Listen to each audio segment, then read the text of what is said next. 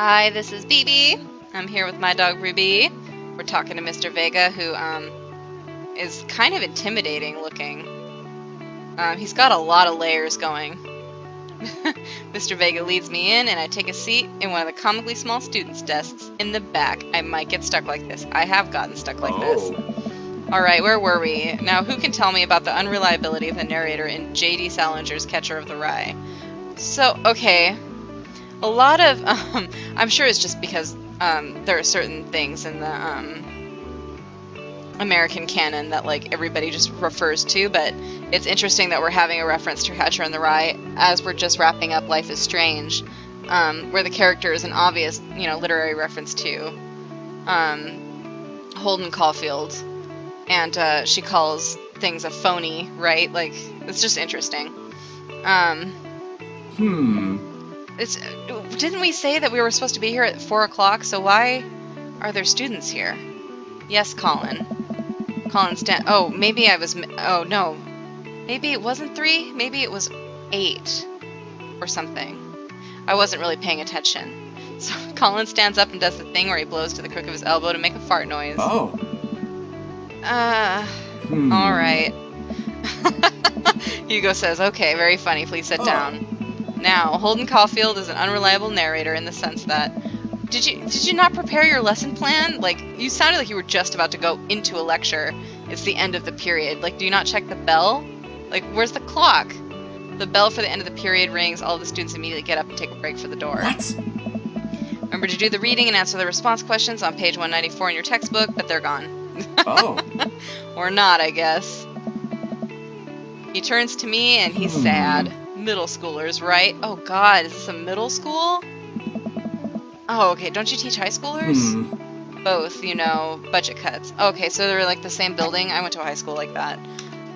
It was pretty shitty. And it was also really scary because you just had high schoolers like interacting with middle schoolers, and that always ended up either someone was getting beaten up or someone was being treated like inappropriately. And then like people would, sorry for all the noise, people would pick on each other's siblings and stuff because they were all in one location. Right. Thanks so much for coming in. You bet. Just to see you. Have we not noticed this guy before? Because like he's all right. Like I wonder if do we know each other very well? Have we seen each other before? Has Noodles noticed him? No problem, Mr. Vega. Please call me Hugo. Oh, you betcha. You got it, Hugo, babe. I don't normally do these impromptu parent-teacher meetings, but as I'm sure you know, Amanda's a very bright student, and I'm concerned about her recent behavior. Oh no, what'd she do? What are you saying? My baby girl, she's in all honors classes, and she has, like, straight A's, so I can't imagine what she would be doing that would cause a problem. I wanted to mention, too, especially alongside my Life is Strange game, you might notice a difference in attitude. I generally don't care about men, but it's mostly because they're shitheads. It's as far as writing goes. I'm not saying one way or the other about real life guys, but as far as guys in video games, they're always kind of the worst.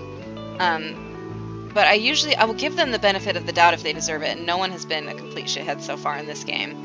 I wanted to specify too, I've never played a dating sim. I don't know what I'm doing. So if I'm doing shit wrong, don't fucking yell at me. Just relax. Like, how about you enjoy watching someone completely fuck it up? How about that? Alright, so what's going on? Amanda has never been the most engaged student. I don't know how that's possible because she has straight A's and is in all honors classes. As I said, my daughter is a genius. How fucking dare you?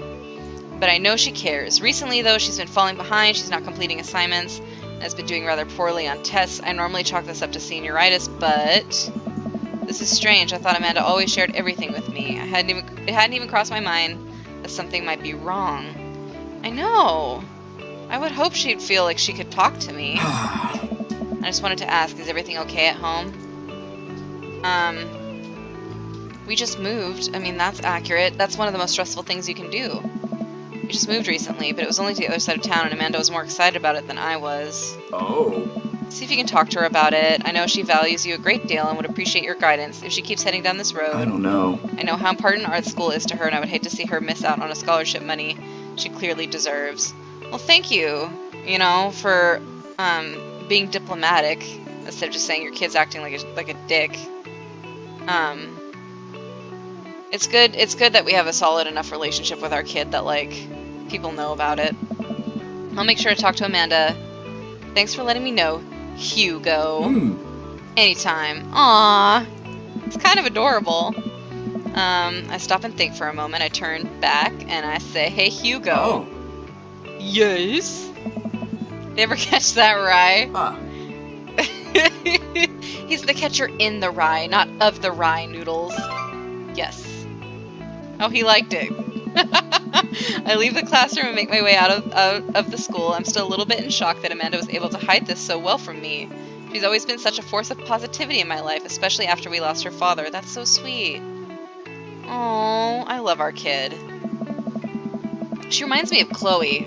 Like, if Chloe had a stable household with parents who actually took the time to listen to her. Amanda must be done with classes for the day by now. I'm sure she would appreciate a ride home, and maybe I can talk to her about what's going on. Huh. I pull up to the carpool, and Amanda hops into the passenger seat. So did you have fun gossiping about me? Maybe. I think that's actually a direct line that Chloe has said, and it's like, just because someone's talking about you doesn't mean they're doing it disrespectfully. I talk about you because I love you, Amanda. Mr. Vega and I actually just gossiped about our celebrity crushes. So you talked about Mario Batali the whole time? It was a very productive meeting. I'm pretty hungry. Can we grab some dinner? Sure thing. She asked for something on the way home, so she's probably wanting something special. Let's go to the food court. Why the mall? Oh, she sounds disappointed. That's not what I wanted. Jeez, can't a dad take his daughter to the mall? Will you buy me things? I will buy you a thing, singular. Sounds like a deal to me. We drive in silence for a short while. Amanda plays a game on her phone. I should say something. You know, sometimes when a kid gets older, they find that they have to keep things hidden from their parents. And that's okay, because sometimes that's what kids do. And that's okay, but also sometimes it's good to have the parents' perspectives, because, you know, maybe the parent has also dealt with a similar situation. And maybe they're a little cooler than you give them credit for. Anyways, what I'm trying to say is that it's good to share. I love you. Have you been reading my tweets? Why? What have you been saying? You have a Twitter? What? Of course she does. Never mind. Look, sweetie, Mr. Vega says that you haven't been participating in class and you're not turning things in. Oh, I'm fine, Pop. Senioritis and all that. Okay, but you need to pick it up. Like, it's no good to flunk out now. And the colleges will accept you. They will rescind their acceptance letters if you start failing all of your classes. I thought you liked Mr. Vega's class. It's fine. He's fine. We pull up to a stoplight and I eye Amanda. She's still texting. I want you to know that you can talk to me about anything. Right, like, we're not going to yell at you. I don't think we're the type of parent that would do that. I can tell that whatever it is, she doesn't want me knowing about it. That's frustrating. That is actually really frustrating. Because kids usually don't want you to know about their secrets because A, they think that you're going to react poorly and get after them, or B, they don't feel safe in what they're doing. So, like, they feel like what they're doing is bad and that they don't want to disappoint you. So, neither of those options are good. I'm not saying that's 100% of the reason why kids won't tell you stuff, but those are the two kind of major things. I heard Emma R. is doing that fancy art school in California. That's exciting. Why would you bring that up? She's really stressed out about going to school, Noodles. Yep. Are you oh my god, Noodles. You are tactless, sir. Are you bummed that you guys aren't going to the same school? Yeah. Amanda keeps texting. She stifles a laugh. Okay, that's a little bit better. What's so funny? I don't think you'd get it. Okay. Believe you. Who are you texting? Oh my god, Noah? Okay, who's Noah? My friend? Does he go to your school? Yes. Do you like Noah? What? No, Dad. Oh, is she also gay? Because that would be nice. A nice little gay family. She's grossed out. I can't believe that you Aw. would, Dad. I mean, jeez. Why would you? Okay, so no, she does, okay. Gross. Sorry, just asking. Dad, he's just my friend. Guys and girls can be friends, he's my friend. Okay. Please don't yell at me anymore. Jeez. This is going well. Well, good talk. Love you, kiddo. That was a little bit stressful. I hate arguments. She leans forward and turns up the radio. I guess that conversation is over. To the mall, then. Shave with the grain. Is that true? We arrive at the mall. It's a big indoor shopping center with a couple different floors. It's kind of dead, but that doesn't stop a mall security guard from yelling at a group of loitering teens. Fucking cops. Let's eat something disgusting for dinner. Hell yeah! Language Missy. Heck yeah! That's more my speed. We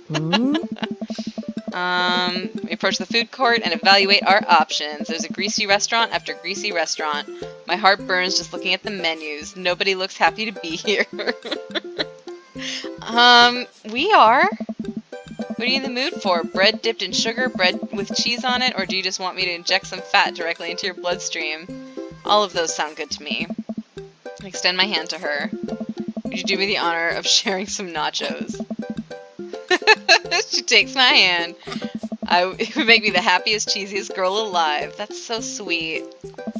Aww, I'm glad we get along with our kid. This is so nice. I bet we have a closer relationship and rely on each other a bit more because of the loss of her dad. We order a giant pile of chips and unnaturally orange cheese from a very unenthusiastic and possibly stoned teenager. We take a seat at a rickety table and dig in. These are bad. These are very bad. But also strangely delicious. We have to eat through the pain. Oh man, we enjoy the fluorescent cheesy goodness together until we're all out of nachos. So, something's been bothering me for a while. Oh no. I thought we let this go. Can you explain memes to me? Oh, okay, thank fuck. I was like, noodles, enough! Alright. Which meme? My dog abandoned me, by the way. She's had enough of me talking to myself. Ruby! Come here, baby! Here she comes. Come here! Oh, you were being bad. That's what you were doing. She was chewing on her leg. She gets allergies. She's not supposed to do that, so she went where I didn't see her so she could do it. All the memes. Dad, it's complicated. See, memes are inside jokes shared by a bunch of people that get less funny the more people do it. So the problem is that by the time a meme gets to you, Dad, all of us youths have already done the joke to death. And what's worse is that the movies and TVs and video games will try to jump on the meme train, but just based on how long it takes to make them. Oh God! Sorry, Ruby clicked on my mouse and we just missed that. Oh shit, what up? Dad, please. Oh shit, what up is still funny. Anyways, changing the subject. Where to now? Want to go to that goth store? What? Ruby! She just burped in my face. Hello, sweetheart. Yes, you can sit with me. Thank you. I'm sorry, she keeps clicking my mouse before I can read. I don't know what store you're talking about. You know, the one where you can buy chain wallets and it's basically an assault on what people fought so hard against in the punk and hardcore movements in the 70s and 80s. Dude, you gotta be more specific. The one you threw up in that one time. Oh, that one. Hey! Oh, okay, so hot topic. Amanda runs into the store with me trailing behind her. She makes a beeline for the back. Alright! There it is, you can still see the outline, kinda. I'm so proud. Speech! Amanda, speech! Alright, I'll do it if you stop chanting speech. Alright. I clear my throat. Thank you all for joining us here today to commemorate an historic moment that would forever shape history. On a day very much like today, some 5 years ago, our very own Amanda Ann Noodles had too much blue raspberry slushy on an outing to... oh god. After begging her father to take her to Dead Goth and Beyond to buy rainbow suspenders, she proceeded to throw up all over a display of My Chemical Romance merchandise. Her loving father then had to pay for said merchandise. I can't read this because the windowed version... Okay. To which this day remains among our possessions. Thank you.